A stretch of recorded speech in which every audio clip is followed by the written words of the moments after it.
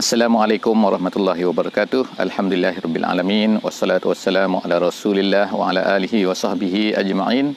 Alhamdulillah, bersyukur kita kepada Allah Subhanahu wa taala. Sekali lagi pada pagi ini kita dapat bersama-sama. Sahabat-sahabat yang dikasihi Allah Subhanahu wa taala, pagi ini alhamdulillah kita akan bersama-sama dari dataran Masjid Umar Ali Saifuddin Bandar Seri Begawan, insya-Allah untuk kita bersama-sama melihat dan mentadabbur daripada muka surat Al-Quran. InsyaAllah hari ini kita akan bersama-sama di muka surat 523 daripada Al-Quran. Jadi kepada sesiapa yang mempunyai kemudahan untuk membuka mushaf pada hari ini, sila berbuat demikian insya-Allah untuk bersama-sama dengan kita untuk kita melihat perkataan-perkataan dan juga apakah kalimah-kalimah yang Allah Subhanahu wa taala gunakan di dalam ayat-ayat yang ada di dalam muka surat ini pada pagi ini insya-Allah. Jadi insya-Allah mari kita bersama-sama pada hari ini. Hari ini kita akan bersama-sama. Sebenarnya lupa kita nak sebutkan semalam bahawa sebenarnya kita telah memasuki juzuk yang ke-27 semalam kemarin, sesi sebelum daripada ni, iaitu pada muka surat 522. Hari ini 523. Kita telah sampai ke penghujung surah Az-Zariyat dan juga kita akan memasuki satu surah baru pada hari ini iaitu surah At-Tur. Jadi pada hari ini kita ada dua surah. Sebahagian daripada muka surat ini adalah daripada surah Az-Zariyat, dan pada muka surat yang sama kita akan dapati permulaan kepada surah At-Tur. InsyaAllah kita bersama-sama di dalam muka surat 523 pada pagi ini. A'udzubillahi minasyaitonirrajim. Bismillahirrahmanirrahim. Kadzalika ma atal ladzina min qablihim min rasulin illa qalu sahirun aw majnun atawasaw bih bal hum qaumun taghun fatawalla anhum fama anta bimalumin. Sadaqallahul azim. Bimalumin insyaallah. Ataupun bimalum, bukan malumin, malum, minta maaf. Alhamdulillah, kita telah membaca sedikit daripada surah ini, permulaan daripada muka surah ini pada hari ini. Dan kita lihat bahawa apa yang diceritakan oleh Allah Subhanahu wa taala di dalam ayat-ayat pada permulaan muka surah ini, iaitu ayat yang ke-52, ayat 53 dan juga ayat 54, sebenarnya adalah hiburan kepada Nabi kita sallallahu alaihi wasallam. Setelah daripada Allah Subhanahu wa taala menceritakan banyak daripada perkara-perkara sebelum daripada tentang nasib orang yang menentang Nabi, tentang kisah Nabi-Nabi yang terdahulu dan sebagainya. Jadi Allah Subhanahu wa taala telah membuat memberi satu hiburan kepada baginda Nabi yang dipanggil dalam bahasa Arabnya sebagai tasliyah. Tasliyah ni suatu benda yang menggembirakan, kerana of course lah kan, kita boleh faham bagaimana suasana dan juga perasaan yang dihadapi oleh baginda Nabi sallallahu alaihi wasallam bila baginda menghadapi tekanan, menghadapi tentangan, menghadapi bukan satu hari, bukan 2 hari, bukan seminggu, bukan sebulan, tapi berbelas-belas tahun. Kita tengok di Mekah selama 13 tahun baginda Nabi sallallahu alaihi wasallam menghadapi masalah yang dibuat oleh orang kafir terhadap Nabi kita sallallahu alaihi wasallam. Tetapi Nabi sallallahu alaihi wasallam adakah tidak mempunyai perasaan? Of course lah, Nabi mempunyai perasaan. Nabi terasa tekanan itu kan, terasa kesakitan itu kan, apa yang dibuat, sama ada moral ke, sama ada fizikal ke. Jadi sebab itulah Allah Subhanahu wa taala berterusan memberi tasliyah kepada baginda Nabi sallallahu alaihi wasallam. Jadi apabila kita faham perkara ni, sebenarnya adalah untuk kita juga, orang-orang Islam yang hidup pada hari ini juga sebenarnya adalah tasliyah untuk mereka. Mereka ni artinya ialah orang-orang Islam lah yang hidup pada hari ini, supaya mereka merasailah bahawa sebenarnya mereka juga memerlukan kepada tasliyah, kepada hiburan apabila mereka ini bersusah payah menyampaikan Islam, bekerja untuk dalam dakwah dan sebagainya kan. Sebagaimana kita faham, kita ceritakan selalu bahawa semua cerita-cerita ni adalah untuk Nabi dan juga untuk pendakwah-pendakwah Islam yang datang di kemudian hari, pada keadaan kita sekarang, pada zaman kita sekarang, dan juga selepas daripada ini sampailah kepada hari kiamat. Kerana memang menjadi tugas dan tanggungjawab semua orang Islam adalah untuk menyampaikan Islam dan bekerja menyampaikan Islam sebagaimana yang telah ditunjukkan oleh Nabi kita sallallahu alaihi wasallam. Jadi itu adalah sunnah yang terbesar kepada kita semua, iaitu at-tabligh, menyampaikan dakwah ini, menyampaikan Islam ini kepada seluruh manusia dan memastikan semua manusia ini akan mendengar dakwah ini. Jadi sebab itulah Allah Subhanahu Wa Taala sebut kat sini dalam ayat 52 ni, Allah Subhanahu Wa Taala menyebutkan dua perkara lah sebagaimana yang disebutkan oleh ahli tafsir, seperti dalam Syekh Tantawi menyebutkan al-Wasitnya ada dua perkara. Yang pertama sekali ialah Allah Taala menyebutkan tentang tugas rasul-rasul. Tugas rasul-rasul ialah menyampaikan. Dan yang keduanya, perkara yang kedua ialah apa yang akan sentiasa dihadapi oleh semua rasul-rasul dan juga nabi-nabi sebelum daripada Nabi Muhammad SAW, iaitu mereka akan dituduh sebagai sahir ataupun majnun. Sahir, tukang sihir, ataupun majnun, gila. Jadi maknanya sini ialah wahai Muhammad, bukan kau saja menghadapi masalah ni. Jadi maknanya semua nabi-nabi dan juga rasul-rasul sebelum daripada menghadapi masalah yang sama, menghadapi tekanan yang sama, menghadapi tuduhan yang sama. Jadi kalau kamu menghadapi perkara ni, maka itu adalah lumrah kepada para penyampai Islam. Kemudian dalam ayat 53 Allah Taala menyebutkan satu soalan sebenarnya. Situ atawasau bih. Jadi seolah-olahnya apabila kita sebutkan dan bercerita bahawa semua para nabi, para rasul sebelum daripada Nabi Muhammad SAW sampailah kepada Nabi Muhammad SAW, mereka ini dituduh dengan satu tuduhan yang sama. Padahal jarak masa di antara orang-orang Quraisy ni, orang Quraisy yang hidup di zaman Nabi SAW dengan kaum-kaum yang terdahulu, sama ada kaum Nabi Nuh ke, kaum Nabi Hud ke, kaum Nabi Saleh ke, kaum Nabi Ibrahim ke, kan, dan sebagainya, semua tu kalau ikutnya jarak masanya 4,000 tahun, 3,000 tahun, kan, 5,000 tahun. Maknanya 1,000 tahun, 1,000 tahun, bukan 1 tahun, bukan 10 tahun, 1,000 tahun. Tapi mereka semua tu mengungkapkan kata-kata yang sama, mengungkapkan tuduhan yang sama terhadap rasul-rasul, iaitu apa? Sahir majnun. Jadi kita dengan baginda Nabi SAW baru 1442 tahun, baru saja, kan. Jadi ertinya lah perkara yang sama. Jadi Allah Subhanahu Wa Taala bertanya di sini, kan, atawasaubih, mereka ni sepakat ke? Mereka ni berbincang ke? Mereka ni saling wasiat-mewasiat ke? Saling ingat memperingat ke? Nanti kalau ada pendakwah cakap macam ni, cakap mereka ni gila, mereka ni tukang sihir. Adakah mereka ni maknanya berkongsi, sharekan benda tu? Jadi Allah Subhanahu Wa Taala of course lah mengatakan tidaklah, kan, tidak, benda ni tak berlaku, kan. Tetapi apa yang menyatukan mereka? Yang menyatukan mereka ialah balhum qaumun tarun. Yang menyatukan mereka semuanya ialah penentangan, tak sukanya kepada Islam ni. Kesesatan mereka itu yang menyatukan, sama je, kan. Umat Nabi Nuh ke, umat Nabi Saleh ke, umat Nabi Hud ke, umat Nabi Ibrahim ke, umat Nabi Lut ke, umat Nabi Muhammad, yang depan mereka ni sama saja. Sama dari segi apa? Bukan sama kerana mereka ni, tetapi apabila mereka ni mempunyai perasaan yang sama, iaitu menentang, tak suka kepada pendakwah ni, maka dapatlah idea yang sama. Idea yang sama iaitu mencari satu kata-kata yang boleh memburukkan nama pendakwah itu di dalam mata masyarakat, di kalangan masyarakat. Jadi biasanya yang masyarakat tak suka ni apa benda, kan? Yang benci, yang pandang huduh ni apa? Majnun sahir. Itulah, kan. Ataupun adalah lagi Nabi Muhammad SAW dikenakan dengan panggilan-panggilan lagi yang semuanya adalah label, nak mengatakan labeling, kan, bahawa buruknya Muhammad, buruknya nabi-nabi ni. Seterusnya Allah Subhanahu Wa Taala sebut sini fatawalla anhum. Jadi arahan Allah Subhanahu Wa Taala kepada nabi ni apa? Fatawalla anhum. Kepada nabi. Jadi nabi, Allah Taala kata fatawalla anhum. Jangan kisahlah mereka ni, jangan layanlah mereka ni, kan. Fatawalla anhum. Fama anta bimalum. Kamu ni tak akan dimarahilah, tak akan dicela. Kalau kamu dah dakwah kepada mereka, kamu dah sampaikan Islam kepada mereka, tiba-tiba mereka tak nak dengar. Jadi tak apalah, fatawalla anhum. Tinggalkan mereka, bukan tinggalkan maknanya tinggalkan biar, tapi sampaikan dan jangan layan mereka.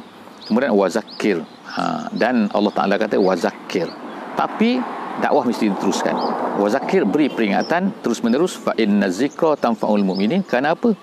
Kerana peringatan itu akan memberi manfaat kepada orang mukmin. Maknanya kalau orang tak nak terima, tak apa, biar.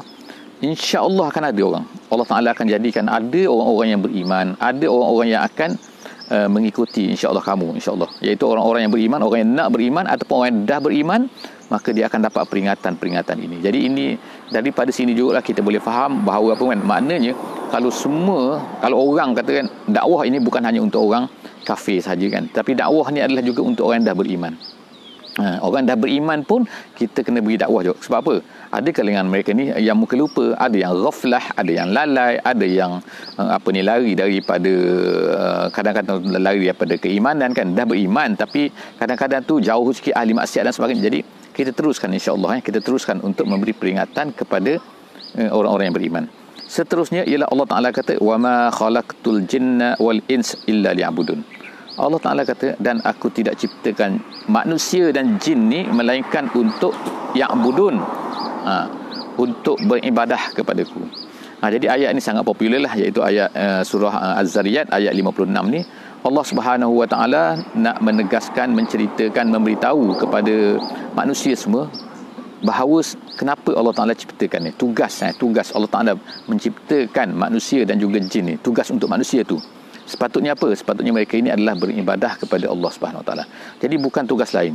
Bukan tugas ditugaskan untuk mencari rezeki, tugaskan untuk hidup senang lenang saja, bukan. Bukan itu tujuan asasinya. Senang lenang mendapat rezeki, memakmurkan bumi ni, itu bukan tujuan. Itu adalah alat alat untuk mencapai tujuan. Jadi kalau kita ni hidup senang lenang, Allah Ta'ala beri kesenangan kepada kita, dapat harta dan sebagainya, jadi kita kena fikir untuk apa harta itu kita gunakan. Adakah untuk kesenangan kita sahaja? Kalau untuk kesenangan kita sahaja, maknanya kita telah lari daripada wa ma khalaqtul jinna wal insa illa liya'budun. Jadi Allah Ta'ala menyebutkan bahawa semua benda yang diberikan adalah untuk kita makmurkan, untuk kita gunakan, untuk kita manfaatkan dengan mudah kan. Kita dapat rezeki, kita dapat ni dan sebagainya, kita boleh berfikir untuk dapat, tapi itu bukan tujuannya. Tujuannya adalah untuk beribadah kepada Allah Subhanahu Wa Taala. Ibadah bukan maknanya duduk di masjid selama-lama, bukan. Ibadah ni bukan sembahyang saja, tapi ibadah adalah segala-galanya. Iaitu semua benda ni yang kita ada adalah sepatutnya adalah digunakan untuk mengabdikan diri kepada Allah Subhanahu Wa Taala. Sama ada kerja kita ke, sama ada panjat gunung kita ke kan, hiking kita ke kan, sekarang kan kita duduk hiking kan, ataupun apa-apa saja kita buat kan, bersukan kita ke kan, kita tidur, even tidur kita pun, semua tu sepatutnya adalah untuk bagaimana kita jadikan untuk beribadah. Jadi kita akan bincang dalam topik yang lain dah isu ni kan, tapi maksudnya kita kena ingatkan bahawa kalau kita hidup ni adalah lain hanya hidup untuk makan ke, sebagaimana orang kafir kan, jadilah kita sama sebagai haiwan kan. Hidup untuk makan, makan untuk hidup. Jadi duduk pusing kan, pergi bekerja untuk dapat duit untuk apa? Dapat duit untuk beli makanan untuk apa? Untuk kita kenyang. Kenapa? Untuk kita kenyang, untuk kita sihat, supaya kita ni boleh pergi bekerja. Jadi itulah kitaran hidup manusia kalau mereka ni tak faham apa? Wa ma khalaqtul jinna wal insa illa liya'budun. Seterusnya Allah Ta'ala kata ma uridu minhum min rizkin wa ma uridu an yut'imun. Aku tak nak daripada mereka ni rezeki. Maknanya kerja mereka ni Allah Ta'ala terkaya. Terkaya ni maksudnya Allah Ta'ala tak perlu kepada manusia. Allah Ta'ala beri kepada manusia tu supaya manusia ni boleh beribadah kepada Allah Subhanahu Wa Ta'ala. Bukan mereka ni pula kena berusaha untuk memberi makan kepada aku. Aku tak perlu. Aku yang akan beri kepada mereka makanan. Aku tak nak mereka ni memberi makanan kepada aku, tapi innallaha war-razzaq. Jadi Allah Ta'ala gunakan perkataan itu Ar-Razzaq. Razzaq itu makna daripada yang sangat-sangat memberi rezeki. Dialah yang memberi rezeki, Razzaq. Zul Quwwatil Matin, dan kemudian Allah Ta'ala mempunyai kekuatan Al-Matin. Al-Matin itu maknanya kuat. Jadi kalau ikutnya Al-Matin, Al-Quwah tu memang dah kuat dah. Al-Matin tu ertinya ialah Syadidul Quwah. Syadidul Quwah ataupun maksud dia ialah Quwwatul Fa'iqah. Kuwah yang sangat-sangat melampau. Jadi bila Allah Ta'ala kata di sini apa ni? Zul Quwwatil Matin, mempunyai kekuatan yang sangat-sangat kuat. Gitu. Jadi Allah Ta'ala ni tak boleh dikalahkan oleh sesiapa saja. Seterusnya fa innalil ladzina zalamu zanuban misla zanubi ashabihim fala yasta'jilun. Jadi Allah Ta'ala sebut kat sini kan, mereka ni orang kafir ni asyik duk minta apa? Mana azab yang kamu kata wahai Muhammad? Jadi Allah Subhanahu Wa Taala sebut kat sini kan, fa innalil ladzina zalamu, orang yang zalim ini akan mendapat zanub. Zanub ni artinya asal perkataan zanub adalah apa ni kan, timba tu kan. Timba yang digunakan untuk mengangkut air. Kalau dahulu kalau ada perigi, kemudian mereka tu masuk gunakan timba tu kan, timba ataupun apa ni kita kata apa ni baldi macam tu macam baldi macam tu digunakan untuk meletakkan air dalam tu. Jadi akan diberilah kepada orang daripada dalwu tu makna tu kan. Jadi itu nama dia zanub sebagaimana kata Nabi SAW kepada seorang badui yang kencing dalam masjid tu kan. Jadi Nabi kata kepada para sahabat tu curahkan satu zanub daripada air ke atas ke atas tempat dia kencing tu. Jadi daripada sini perkataan zanub di sini makna, tapi zanub di sini maknanya nasib, nasib macam mana, iaitu hak mendapatlah, nanti dia akan dapat tu bahagian dia. Bahagian apa? Bahagian dia dah buat dosa, dia dah buat zalim, Allah Taala akan kenakan azab kepadanya sebagaimana kan misla zanubi ashabihim, sebagaimana yang telah terkena kepada orang-orang sebelum daripada ni. Orang sebelum daripada ni, geng-geng orang Quraisy ni, mereka dah kena dah. Jadi begitu jugalah kita kan pada hari ini kan, orang-orang yang orang-orang yang buat dosa, orang-orang yang buat jahat, orang-orang yang buat ni walaupun mereka nampak macam wah selamatnya mereka hari ini kan, mereka tak ada masalah dan sebagainya kan, tak, Allah Taala kata akan kena nanti. Cuma bila jangan fala yasta'jilun, jangan nak minta ropoh, akan kenalah tu, cuma masanya belum tiba lagi. Ayat yang terakhir daripada surah Az-Zariyat pada hari ini ialah tu ayat 60, fawailul lillazina kafaru min yaumihim allazi yu'adun. Jadi maka celakalah bagi orang-orang yang kafir pada hari itu, iaitu hari yang yaumihim allazi yu'adun, yang mereka itu dijanjikan. Pada hari yang dijanjikan itu celakalah untuk mereka, maka mereka tak ada tempat lagi untuk lari. Jadi kita sampai habis tamat surah Az-Zariyat, alhamdulillah, dan kita akan masuk pula kepada surah At-Tur. Sekarang hujan ada sikit-sikit turun. InsyaAllah kita cuba bertahan, insyaAllah. Ayat surah At-Tur. A'udzubillahi minasyaitonirrajim. Bismillahirrahmanirrahim. Kita memasuki surah yang kedua lah daripada juz ni, daripada juz 27. Alhamdulillah. Dan surah At-Tur ni dimulai dengan sumpah. Allah Subhanahu Wa Taala bersumpah dengan 5 perkara. 5 perkara dalam awal surah Tur ini, dan perkara-perkara yang disumpahi oleh Allah Subhanahu Wa Taala ini adalah merupakan perkara-perkara yang Allah Subhanahu Wa Taala nak beri perhatian kepada kita, nak mencerita tentang kelebihannya. Jadi sebagaimana surah ini nama At-Tur, kerana apa? Kerana dimulakan sumpahan di dalam surah ini dengan perkataan menyebutkan At-Tur wa Tur. Allah Taala bersumpahnya. Allah Taala boleh bersumpah dengan apa sahaja makhluk-makhluknya, tetapi kita sebagai makhluk mesti ingatkan bahawa tidak boleh bersumpah selain daripada Allah, selain daripada nama Allah Subhanahu Wa Taala. Jadi kita hanya boleh bersumpah wallahi warrahman ke dan sebagainya lah, nama-nama Allah Subhanahu Wa Taala. Tapi kita tak boleh bersumpah dengan demi matahari ke demi itu, hanya Allah Taala saja kan yang berhak untuk bersumpah dengan makhluk-makhluknya.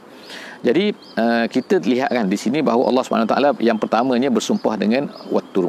Tur ni ialah ertinya ialah ada banyak beberapa pendapat lah. Yang pertama sekali yang paling masyhur ialah Tur di sini Tur Sinai.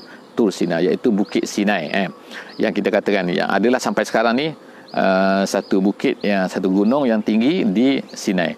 Wallahu alam tempat itu kan dengan exact kan, ada orang kata macam tu, ada orang kata macam tu, tapi yang penting Tur Sinai. Jadi Tur Sinai ini adalah bukit di mana tempat Nabi Musa alaihi salam bermunajat kepada Allah Subhanahu Wa Taala, dan Allah Taala telah berkata-kata, kallamallahu Musa taklima. Allah Taala telah memberikan wahyu kepada Nabi Musa di situ kan. Jadi itu adalah Bukit Tur Sinai. Tetapi ada juga pendapat-pendapat lain yang mengatakan bahawa bukan maksud Tur sini adalah Bukit Tur Sinai, tapi maksudnya ialah mana-mana bukit saja, mana-mana bukit di atas dunia itu nama dia adalah Tur. Ada yang kata pula bahawa Tur ni ialah semua bukit yang ada pokok padanya.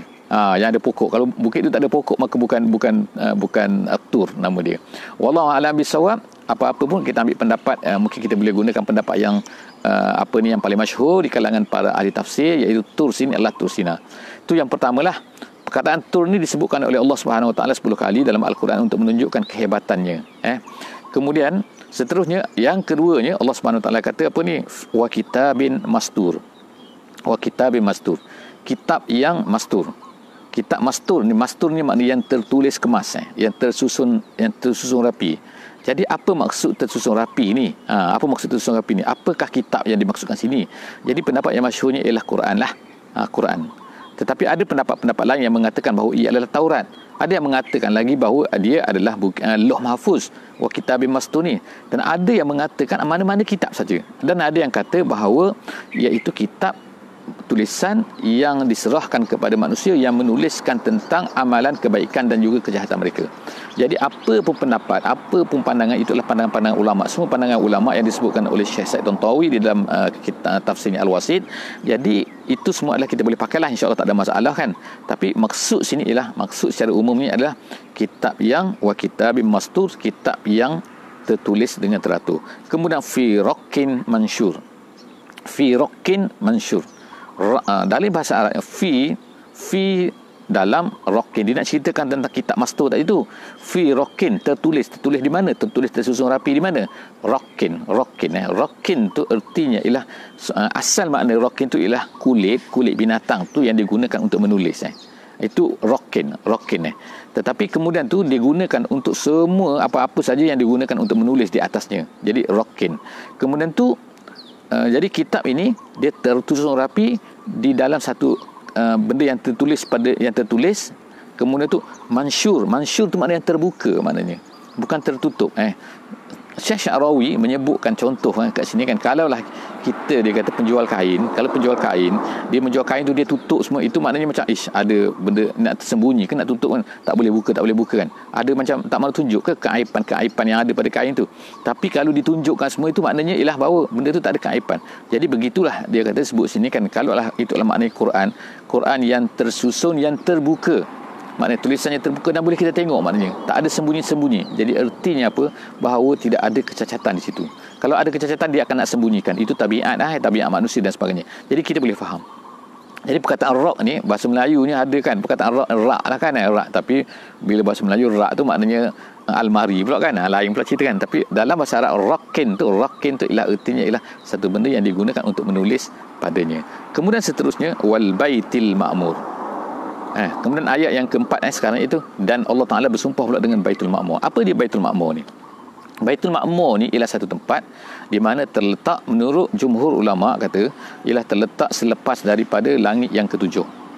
Ada yang kata langit yang keenam, ada yang kata langit yang ketiga. Wallahu a'lam bishawab. Tapi ada hadis Nabi SAW yang menceritakan benda ni, iaitu selepas daripada Nabi semasa Isra' dan Mi'raj, Nabi melalui langit yang ketujuh, kemudian Nabi sampai kepada Baitul Ma'mur, kemudian Nabi lihat di situ diziarahi pada setiap hari ada 70,000 malaikat. 70,000 malaikat pergi ke Baitul Ma'mur tu, dan mereka tu tak akan selama-lama dah kan. Mana lain pula datang pula sebab tu. Jadi 70,000 70K setiap hari kan. Jadi nak menunjukkan malaikat ni berapa juta bilion dan sebagainya. Allah Ta'ala jadikan nak menunjukkan kehebatan Allah Subhanahu wa Ta'ala. Jadi itu adalah Baitul Ma'mur. Tapi ada yang kata, ada pendapat ulama juga ahli tafsir mengatakan Baitul Ma'mur di sini artinya ialah Baitullahil Haram. Kenapa dia kata makmur? Kerana Baitullahil Haram ni dia makmur kerana dia sentiasa diziarahi oleh manusia kan, sepanjang masa, sepanjang tahun, siang dan juga malam lah. Kecuali zaman corona ni mungkin kurang sikit lah kan. Tapi maknanya dia akan tetaplah pada keadaan biasanya, dia akan tetap diziarahi. Sebab tu kata setengah ulama, setengah ahli tafsir, Baitul Ma'mur tu ialah maknanya ialah Baitullahil Haram. Seterusnya wasaqfil marfu'. Allah Ta'ala bersumpah pula dengan apa? Saqfi ni maknanya atap. Jadi apa dia atap sini? Ulama hampir sepakatlah mengatakan as-saqfu di sini artinya adalah langit. Al-marfu' yang tinggi, yang tegak di atas, yang tidak bertiang, yang terangkat. Jadi itu semua adalah sumpah yang keempat. Sumpah yang kelima dan terakhir, iaitu Allah Ta'ala bersumpah pula wal bahril masjur. Al-masjur ni ayat yang ke-6 insya-Allah ayat yang ke-6. Masjur ni asalnya ialah satu apabila itu mamluk ni dipenuhi oleh air. Itu nama dia masjur. Bila Allah Subhanahu Wa Taala menyebut di sini wal baharil masjur, artinya ialah laut yang dipenuhi oleh air. Jadi itu pun sebenarnya satu kehebatan yang sepatutnya diperhatikan oleh manusia kan. Ada cuma ada beberapa pendapat ulama tafsir yang mengatakan maksud al-masjur di sini ialah yang dipenuhi dengan api. Jadi sebagaimana yang disebutkan oleh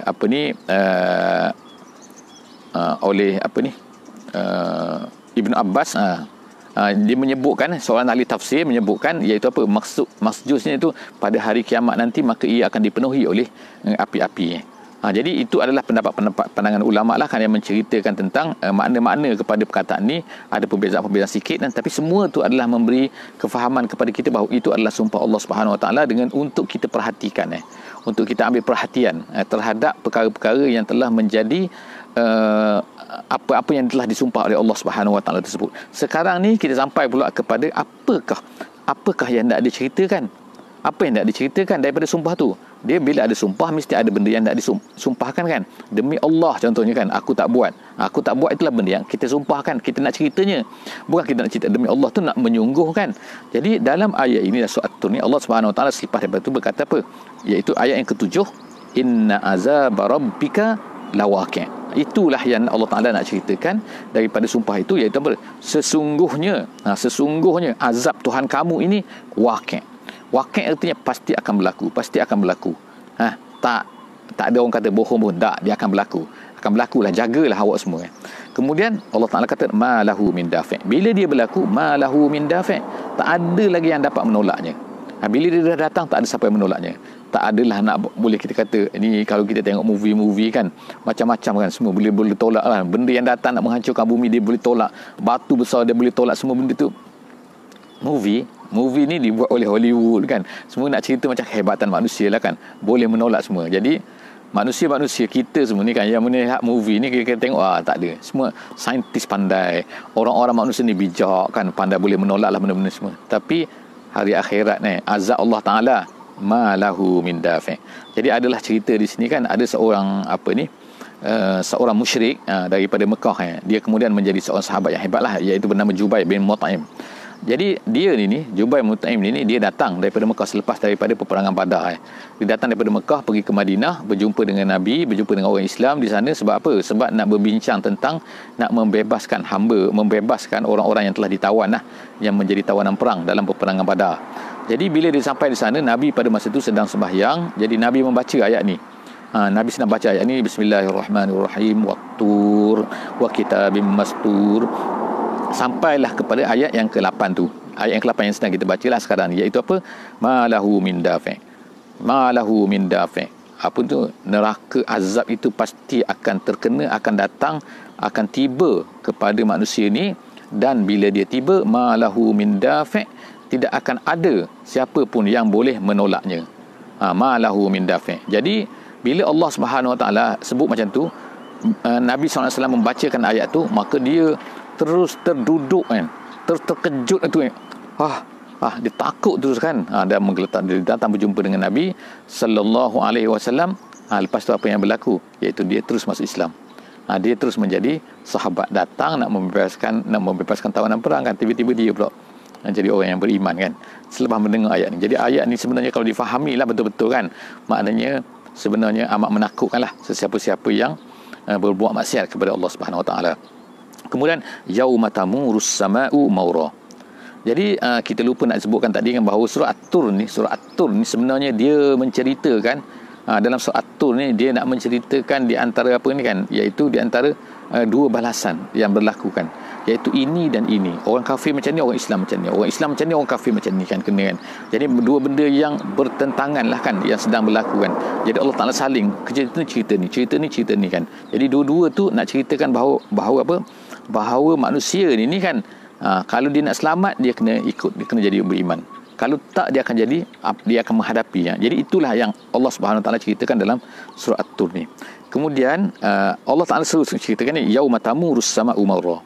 Apa maksud tamuru?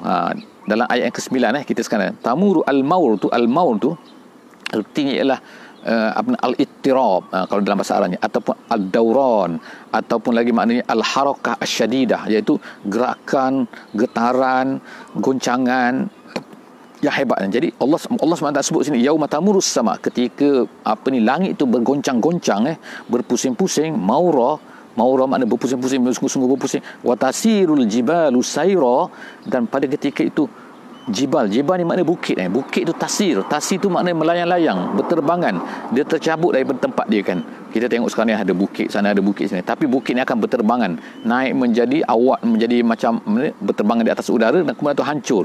Jadi Allah SWT sebut watasirul jibal pada hari akhirat. Allah Ta'ala gambarkan hari akhirat itulah keadaan dia. Watasirul jibal sayra fawailun yauma idzil lil mukazzibin. Pada hari tu, pada hari kiamat tu, pada hari yang keadaan dia macam tu kan, pada hari tu maka celakalah bagi orang-orang yang mukazzib.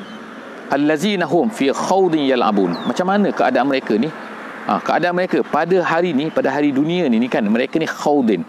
Khawdin ni artinya ialah seseorang yang bersangatan dah duduk dalam kesesatan tu. Dan kemudian tu yal'abun, mereka seronok sangat, seronok duduk dalam kesesatan tu kan. Macam kita tengok sekarang kan, LGBT ke, ataupun orang-orang yang engkar kepada Allah ke, ataupun orang-orang yang lupa kepada Allah ke, ataupun orang yang menolak Allah Ta'ala, dia macam seronok sangat hidup dengan dunia dia kan. Dia lupa dah bahawa ada benda yang menanti dia kan, selepas daripada dia mati kan. Jadi Allah Ta'ala sebut kan, kemungkinan juga atas dunia ni kan. Jadi Allah Ta'ala sebut allazina hum fi khawdin yal'abun, kemudian yauma yud'auna ilan nari jahannama da'a. Yud'aun ini artinya ialah dipushkan dengan dahsyatnya, dengan keras bukan dengan lembut-lembut, bukan ditarik-tarik baik-baik kan, bukan diajak baik-baik, tak, dia push, ditolakkan kepada neraka. Jadi Allah Ta'ala sebut ni yauma yud'auna ilan nar, mereka tu ditolak, dipushkan ke dalam neraka jahannam da'a, dengan satu tolakan yang sungguh-sungguh. Kemudian hazihin narul lati kuntum biha tukazzibun, kemudian dikatakan pula kepada mereka, inilah dia neraka yang kamu dulu tak percaya sangat, kamu kata tipu-tipu, inilah dia, inilah. Jadi itu adalah part yang pertama lah, kita lihat bahawa Allah Subhanahu Wa Taala menceritakan dengan sumpah-sumpah yang 5 ni kan, kemudian tiba-tiba datanglah perkara ni, iaitu Allah Ta'ala nak tegaskan bahawa akhirat tu pasti akan berlaku. Jadi insya-Allah moga-moga kita akan dapat sambung lagi apakah diceritakan oleh Allah Subhanahu Wa Taala daripada suatu ni, supaya kita ambil pengajaran daripada setiap ayat daripada Al-Quran, insya-Allah, pada setiap hari insya-Allah. Subhanakallahumma wa bihamdik, nashhadu an la ilaha illa anta, nastaghfiruka wa natubu ilaik. Bismillahirrahmanirrahim. Wal 'asri innal insana lafi khusr illa allazina amanu wa 'amilus solihat wa tawasaw bil haqqi wa tawasaw bis sabr. Wassalamualaikum warahmatullahi wabarakatuh.